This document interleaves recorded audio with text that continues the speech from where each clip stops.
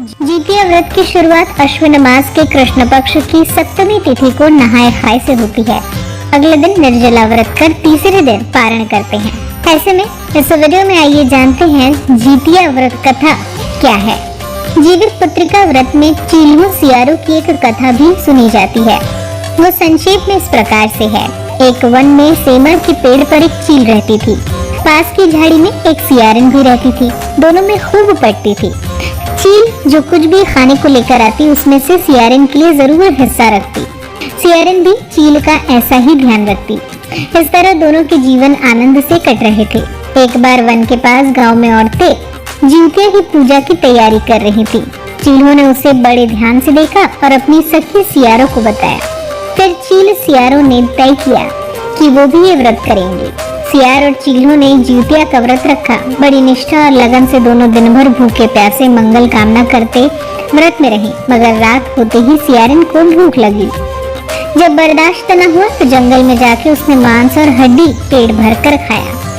चील ने हड्डी चबाने के कटकट की आवाज सुनी तो पूछा कि ये आवाज कैसी है। सियारिन ने कहा, बहन भूख के मारे पेट गुड़गुड़ा रहा है, ये उसी की आवाज है। मगर चील को पता चल गया। उसने सियारिन को खूब लताड़ा कि जब व्रत नहीं हो सकता तो संकल्प क्यों लिया। सियारिन लजा गई, पर व्रत भंग हो चुका था। चील रात भर भूखे प्यासे रहकर व्रत को पूरा किया। अगले जन्म में दोनों मनुष्य रूप में राजकुमारी बनकर सगी बहनें हुई। सियारिन बड़ी बहन और उसकी शादी एक राजकुमार से हुई। चील छोटी बहन हुई और उसकी शादी उसी राज्य के मंत्री पुत्र से हुई।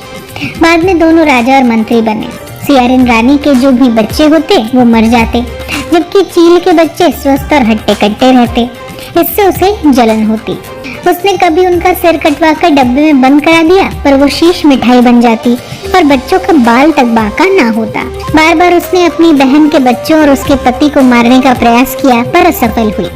आखिरकार दैव योग से उसे भूल का आभास हुआ।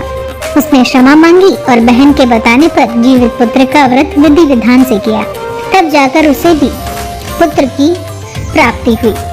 फिलहाल इस वीडियो में इतना ही। वीडियो को लाइक और शेयर करें, साथ ही चैनल को सब्सक्राइब करना ना भूलें।